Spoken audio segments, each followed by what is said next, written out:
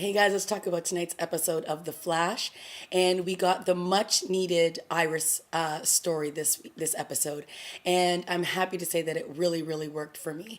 We start off this episode with Iris doing the voiceover, and usually it's Barry's voice that you hear, but she starts it off, and she basically says, to understand what I'm about to tell you, you need to believe in the impossible, and that is how the pilot episode begins. So I thought that was a very interesting way to start off this episode because it's Iris writing her blog and talking about the streak, which happily she ends at the end of this episode calling him the Flash. So I like that we got the closing of the streak after this episode.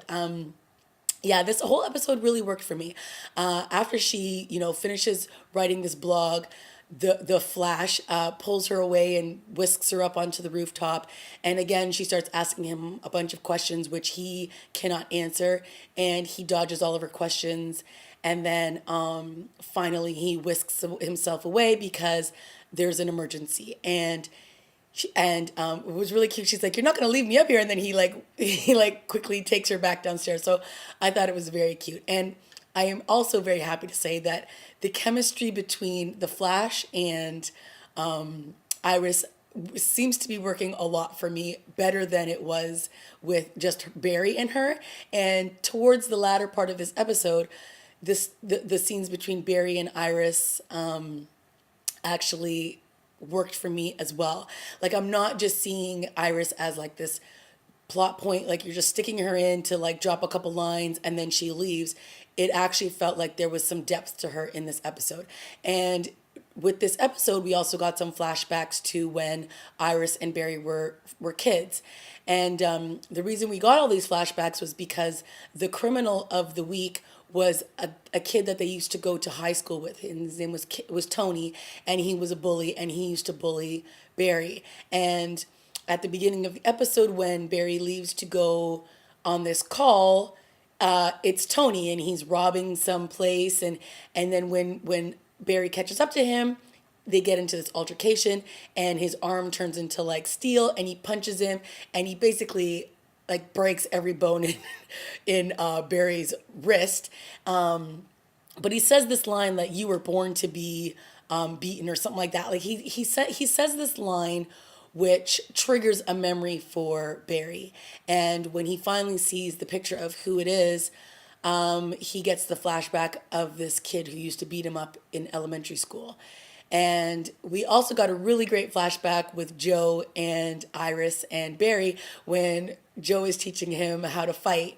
And then he asks Iris to step in, and he's like, "You want me to you want me to hit a girl?" And she's like, "If you can." And so it was just really cute to see the dynamic between the three of them as well, and Joe just kept calling him son, and it was just so cute. And then Iris, gets in dodges a couple shots to her, and then she punches Barry, and it's really great because you get to see that Iris is a fighter, that she can stand up for herself. She's not this dainty little girl who's just gonna run and have somebody protect her. So I thought that was a great flashback. So of course the case of the week ends with Barry and his team figuring out how he can finally get one over on Tony, and they realize that if he travels at a certain speed and he basically lunges at him with a punch, he can take him down.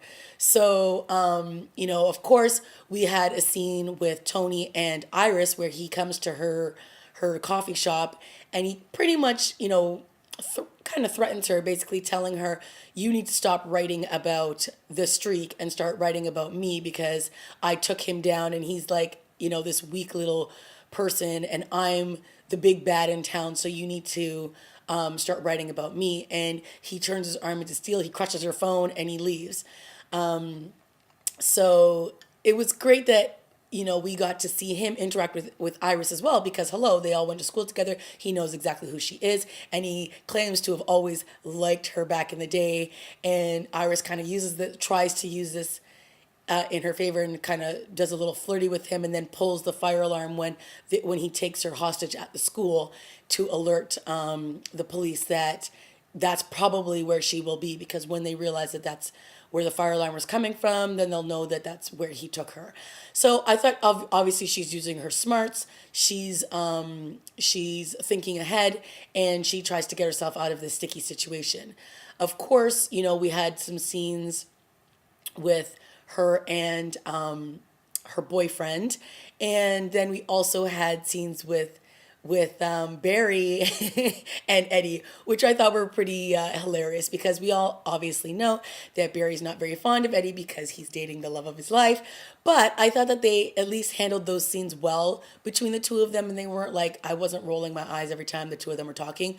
But obviously Eddie knows that there's some tension going on between Barry and Iris. And then the scene when he's teaching him how to fight, and he basically tells Barry that he was threatened of him in the beginning, and then he starts telling Barry that he was bullied as a kid, and he was short, and he was this, and he was that, and then he basically learned how to stand up for himself. So it was nice to see that they were bonding on like this a similar level, and it wasn't just like, I've always been the cool kid, and I got every girl I wanted. It was like, okay, coming at it from a different perspective. He was also not the most popular kid, so it was good to see him and Barry doing some fighting scenes together. And then of course he ends it with like, oh, you need to work on your speed. And then of course Barry, no pun intended, with Hills, I'll work on it, whatever. But so some good scenes there. And again, going back to that flashback between Joe and Barry, when Joe's in that scene with him, and he hugs him, and he basically tells him, listen, if learning how to fight is great and everything, but if you ever feel like you're up against somebody and you can't handle it, just run. And of course, this is what Barry does in the latter part of the episode when he's up against Tony, and he runs out of the school. And then he runs back and he punches him in the face, which I thought was an awesome scene. And then as Tony goes to get up, all of a sudden you see Iris come out of the side of the screen, and she punches him in the side of the face and knocks him out. So I thought that was great. They both got to use their strengths in this scene. And, Iris didn't just look like this little meek little girl. She actually stood up for herself. And she's like, oh, I think I broke my hand. And then he's like, I think I broke mine too. So it's just a cute scene for the two of them, even though she doesn't know that it's her best friend in The Mask. But that it was a great scene nonetheless. So of course, we also had some really great scenes with Joe and Harrison. Now, it started off with Joe going to see Harrison at Star's lab, and he goes to him and says, listen, I want your help because I want you to help me figure out who killed Barry's mother. And then he has this ominous look on his face, and I personally think that Harrison had something to do with that. And of course, there was that red and gold streak that was there when his mother died, and then she was stabbed, and then Henry was covered in blood, and boom, he was accused of murder.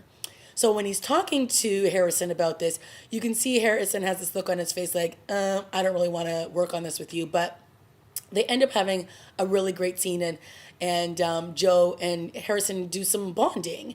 And then later on, they go for a drink, and it's like this really great scene, and they look like they're, hanging out as friends. And then I'm thinking, I was just, in the back of my mind, I was like, does Joe really trust Harrison? I don't know if he does. And then when he started grilling him and asking him about when did he come to the city, when did he get to Central City? You arrived a month after Barry's mom died. So I was like, yes, he's on to him, and he thinks that there's something fishy about him, and I'm just like happy that Joe isn't just like sitting there going, okay, I want to trust you, because let's face it, Joe's a detective, so he is using his spidey senses, and he's sensing something is fishy about Harrison. And then of course he comes back with a peace offering after Harrison starts dodging questions, and he's like, oh, I thought we were here as friends, but I guess not. And then Joe comes back with a peace offering with a bottle of whiskey or something, and he talks about this woman, and I guess this woman that Harrison was partners with, she died. It was his wife, and she died, and that's when he moved to Central City. But let's face it, we all know that Harrison is up to no good. So after that conversation, they sort of part as friends, but I'm like, is Joe really believing what he's selling, or is he going to keep a fast eye on him? So after, we get all the scenes with Barry and the Flash with Tony, and he locks Tony up in the lab because now they've got, I think, two people locked up in that lab, in the Stars lab jail that we have. And then Barry actually reveals himself to Tony, and he's like, "You know who I am," and he comes out of the darkness, and he's like, "Alan," and he's like, "I basically got hit with the same thing that you did the night that the particle accelerator exploded, but you decided to use your powers to hurt people and become a bigger bully than you were in high school, and I used mine for good, and now you get to sit here and rot in this little cell." While I go off to be a good human being. And I love that when, he locks the door and he walks out and then he does this whole, yes, and he punches the floor and he flexes his arms. I was like, you go, Barry. He deserved that win. You know what I mean? It was nice because when you can get one back over on your bully, I think that that's awesome. And no matter when it happens in life, right? So that was a great scene for Barry and I really enjoyed that. So then we get this we get a scene with Barry and Iris now at the end when she thinks it's about to be the Flash, and then she realizes it's Barry, and they basically do a really nice apology to each other, and he says, I heard that what happened, that Tony took you, and I don't know what I would have done if something had happened to you, and she was just like, I'm okay, but I'm glad that you're here. And she's like, do you want to hang out and let's catch up? And then they have, and she's like, he's like, well, he's like, you can talk about the streak if you want to. She's like, well, it's okay. And he's like, no, I want to hear about it. So then she starts going on and on about him. And it was just really cute because obviously she's talking about him and she's talking about all these things that he can do. And then she's like, he's there. And then all of a sudden he just moves around so quickly, and she's like, he goes like a flash, and then all of a sudden you see this look on her face. She's like, yeah, like a flash. And so this is where she now will start changing. She'll stop calling him the Streak, thankfully, and she starts calling him the Flash. So we get bookended with her ending the episode basically saying the same line that he says at the end of the pilot episode, which is a friend gave me some good advice or something about what to call him. And then this is when she says, you see the title, The Flash Saves Me, or something like that. And then she says, and I have a feeling it's going to catch on, which is exactly what Barry says, talking about the Arrow, when the Arrow gave him some advice and called him the Flash. And so he says, and I think it's going to catch on. So I think it was just really great that they decided to bookend the Iris story with how they started Barry's story. You have to believe in the impossible, and then I think it's going to catch on, and then you can see her views on her blog, the numbers just accelerating by the end of the episode. So I really did enjoy this episode. Of course, there was still some cheesy dialogue, but we're going to get that. It's the CW. But I think that what we got in this episode was great. Again, we got to see some really cool special effects with Barry.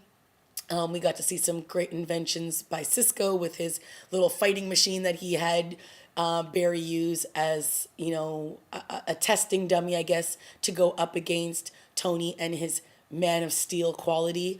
So yeah, I thought this was great. And again, I'm actually enjoying Barry talking to Iris in his suit and, playing off that he's not who she thinks it is. And again, having them connect that way, because like I said before, in the first 4 episodes of the series, the Iris-Barry connection just wasn't working, because when you don't include her in the story, she falls flat. She just becomes the daughter of the cop, the sidekick of the best friend, and a girl who has a boyfriend who's a cop. And she just has no substance to the main story. So now that this blog is becoming a bigger deal, and she even says that she's going to start writing about other metahumans. Obviously, she doesn't know that they're called metahumans, but a man that turns into fire and all that kind of stuff.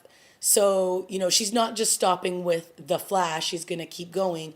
So I'm liking that this is a new direction for Iris, and it's building her up as a character that I actually can care about now, and seeing a little bit of her backstory. Just that she was a fighter, like her dad taught her how to fight, and how she would protect Barry when they were young, and I think that all worked. Again, Eddie's character in this show is still a little weak, but I like that they had him interacting with Barry in this episode, and he wasn't like annoying. You know what I mean? He didn't just come off as a jerk.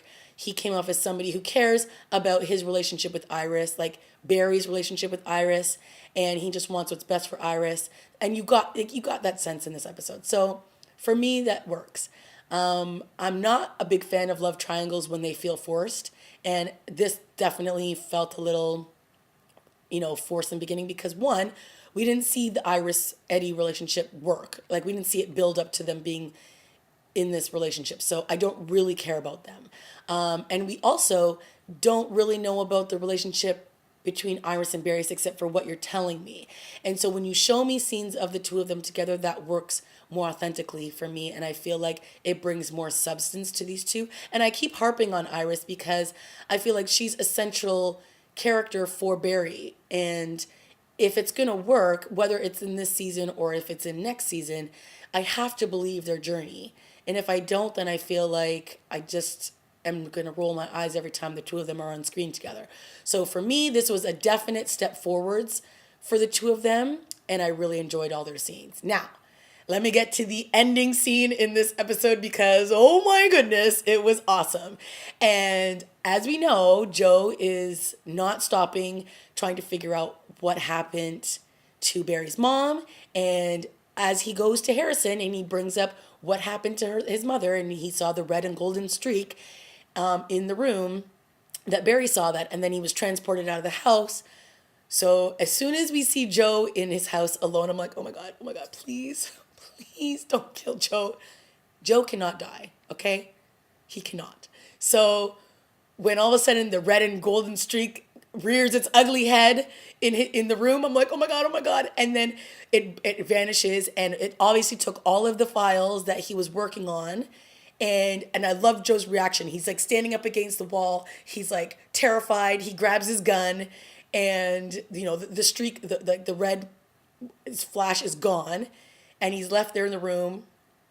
He grabs his gun and he looks up, and then there's a picture of Iris with a knife in her face, and a writing on the wall that basically says, "If you don't stop, she's dead." And his face was just perfect. It was like the right amount of horror, terror, fear, everything. Oh, so good. I love this actor. Yeah. Guys, I really did enjoy this episode. Let me know what you thought. All the stuff with Barry, him getting upset, not being able to go up against his arch nemesis from elementary school, to seeing him win it in the end was great. Obviously, there's still a lot of unanswered questions about Harrison, which are great because I don't want to know everything about him just yet. I know he's evil, but yet he's looking out for Barry in some strange way. So I'm really intrigued to see what happens with him. Some great stuff with Iris, thankfully, in this episode. And Barry, I mean, let's face it, he's killing it as the Flash. He's hitting all the right notes. He's charming, he's sympathetic, he's a hero. I'm really liking how this actor is portraying the Flash. I think he's doing a great job. All right, guys, I know this was a bit long, my bad, but I really did enjoy this episode. Okay, let me know what you guys thought. Leave a comment, like, subscribe, and I will definitely see you next week. Bye.